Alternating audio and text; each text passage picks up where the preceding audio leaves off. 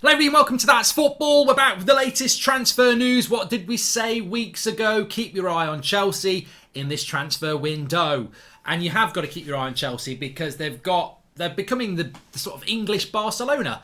They've got their fingers in so many pies, they may as well be on the Great British Bake Off. So we've got Fofana, we've got De Jong, we've got Cucarella, we've also got Newcastle making a big move for James Maddison to discuss as well, which apparently Spurs might be interested in. But Newcastle finally doing a big deal, which I don't think Newcastle fans think is a big deal, that they don't do big deals, but it is the big deal that the rest of us expected them to start doing. We'll talk about that in a bit, but let's get into Chelsea.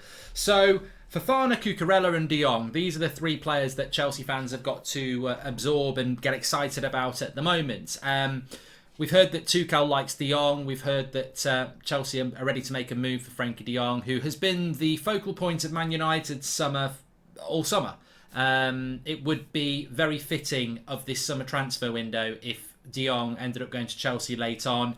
Chelsea have been a victim of this with Rafinha and with Koundé. They thought they'd done deals with those players and ended up going to Barcelona. So it can happen. Of course it can happen. I still believe that De Jong will come to Manchester United because there is incompetence at United, but I think this would be a whole new level of incompetence to spend 3 months on a player and nobody else and then not get him and start the season with McFred. But that could be Man United, and I understand why people do think that that can't happen. I think the interesting thing with Chelsea is, and I've mentioned it a few times, is how much they'd be actually spending if they did get De Jong, Cucarella and Fofana.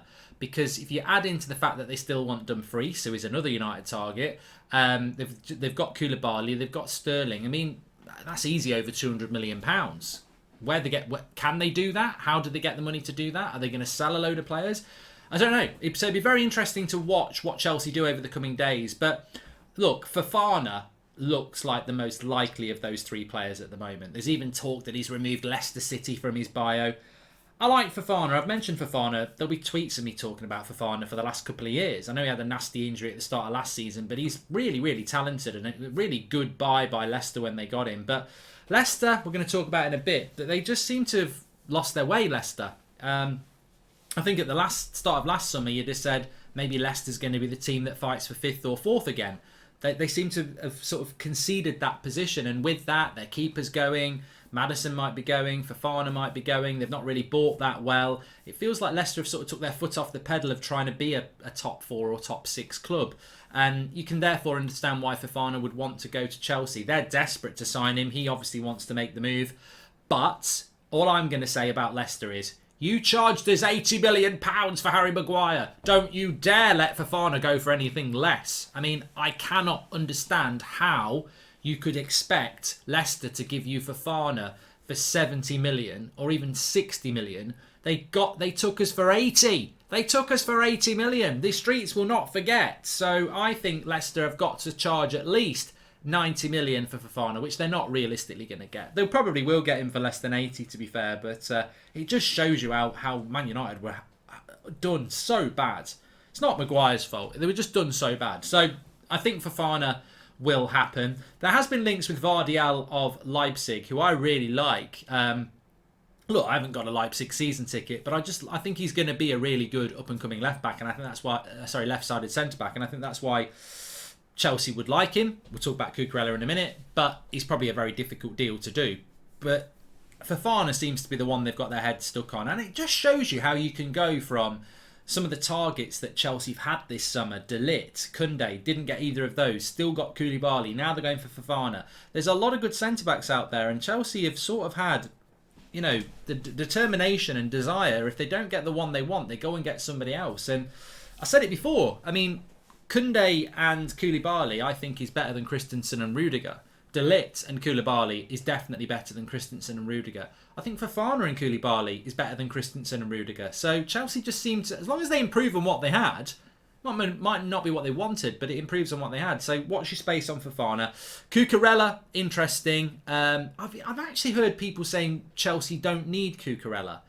What a load of bollocks. Like, I just think this player is amazing. What a signing by Brighton. He's only been there 1 year. Every time I saw him last season, and admittedly I probably only watched Brighton play 90 minutes 6 or 7 times, but every time I saw him play, He was brilliant. Absolutely brilliant. No doubt why Pep Guardiola wanted him. Probably thought he was going to get him. And Chelsea swooping in, by the looks of it, I just think it's a fantastic signing. And you can say, well, why do they want him? Well, did Chilwell not miss half of the season last year? Alonso's leaving and actually isn't that good. I mean, why would you not want Cucarella? He's probably better than Ben Chilwell, to be honest. I mean, look, let the debate rage, but he probably is better. Also, the way that Chelsea play, you could play him as a left-sided centre-back. You could put Chilwell there. There's lots of things you could do. You could play him off the wing. I wouldn't be not going for Cucarella because you've got Ben Chilwell. I really wouldn't. I think he's a really good player. He's Premier League proven, young.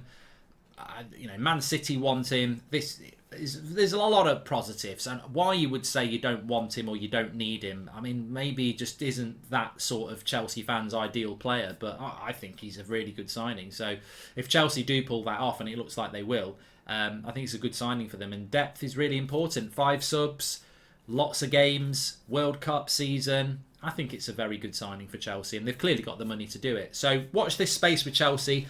I think Fofana's going to happen. Cucarella looks very likely. De Jong, I still think will come to United, but if Chelsea get him, what a signing that is. And you'd have to say Chelsea probably win the transfer window if they get, for whatever that means. But Koulibaly, Sterling, De Jong, Cucarella, Fofana, and they probably haven't finished yet. They probably get Dumfries. It's a pretty good summer. Defensive, but, there's a lot of work that needs to be done at Chelsea.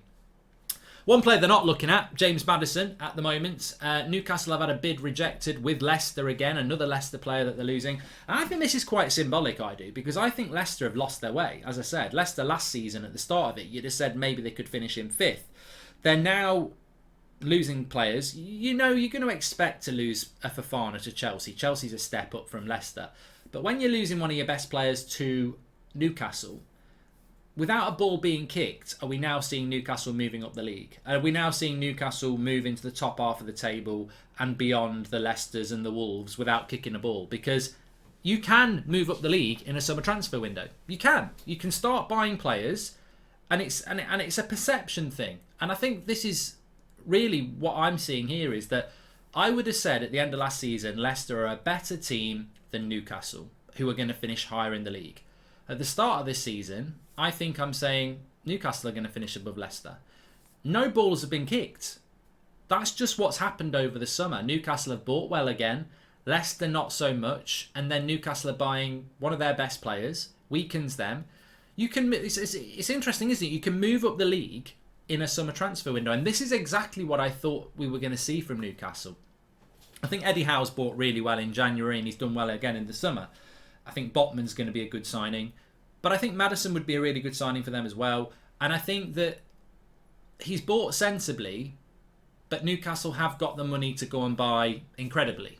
Now, I'm not saying Kylian Mbappe or anything like that, but Maddison probably is the level of player. And I've seen this happen before. I've seen it happen with Chelsea. I've seen it happen with Blackburn. And I've seen it happen with Man City. You don't just get billionaire owners and go and buy Lewandowski. Because why would he want to come and play for a mid-table Premier League club? You buy them players when you're in the Champions League and you're fighting for the league. You've got to work from where you are. Newcastle were a team that looked like they were going to get relegated. They bought the players to keep them up. Now it's about buying players that get them closer to the top 4. And then next summer, players to get you in the top 4 and start fighting for the title. It's a plan for Newcastle, and at the moment they're doing it very, very well. There was a lot of criticism about how Newcastle were bought and how they're going to be run. But I've got to be honest, the way they're doing it is actually about the structure. It's about building. I believe they bought in Brighton's development director or something like that. So they are building a good structure, and I think Maddison is the right sort of player to bring in. Maddison's not a top 4 player. He might be a top 4 player, but he's not. But what Maddison is, he's definitely a player that plays for a team who's in 5th, 6th or 7th. So it's an intelligent signing by Newcastle. It weakens a rival. And it also brings in the quality of player that you need at the moment. And Newcastle sort of need a lot of players that can get you to sort of 5th, 6th, which would be a great season for Newcastle. So, yeah, I think that deal will get done. Leicester can be very difficult to deal with. Obviously, the upside of Leicester is if they sell Maddison for 55 and they sell Fofana for 65, you've suddenly made 120 million. But how do you spend that in the market late on? So maybe Leicester can bounce back with some of the money, but they are big players to lose that are not really players that Leicester want to move on. Somebody mentioned Spurs might come in for Maddison. Do they need Maddison? I don't know whether they'd be looking at that type of a player. I mean, I certainly think it'd improve them. My personal opinion on Maddison is a few years ago he was linked to United, and I was like, can he be that player that plays for a top 4 club? I don't think he's quite there. I think Maddison sort of thrives in the top, somewhere between 4th and 10th. I think that's his level. I don't think he's a Champions League footballer. I think he's a Europa League footballer. And that's a very good level. I don't think he's an England footballer. I don't think he's better than Foden, Grealish, Mount or anyone like that. But I think he's a very good player. And not every player plays for England. Not every player plays in the Champions League. So I think it'd be a good signing for Newcastle. But I'm not so convinced that it's something that Spurs need to look at. Anyway, get in the comments. Let me know what you think. Do you think De Jong will go to Chelsea? Do you think they'll get Fofana? What do you think about Cucarella? Newcastle making a move for Maddison. In other deals, just going to drop it in again. I still expect Tielemans to go to Arsenal. I've expected that to happen for about 2 months. I got told that Tielemans would go to Arsenal. Very similar to the Sterling story. Way ahead on that. I wish I'd get somebody telling me about United deals, but I don't think anybody can because nobody bloody knows. But Tielemans to Arsenal is still expected to happen. Of course, we're talking about Leicester selling another player there. But the difference with Tielemans is Leicester can't say we're not selling Tielemans because we're selling Fofana and Maddison. They may as well let Tielemans go because he's going to go for nothing in a year's time. So expect that to happen. Thanks everyone for watching. Make sure you smash a like and subscribe. I'll see you on the next one. Don't forget to check out my Premier League predictions. It should come up, link in the description or something like that. Get your comments in that. Loving what people are predicting. Check it out as we move towards the Premier League. And remember, Friday night's our first Premier League watch along. Arsenal visit Palace. Speak to you all in a bit.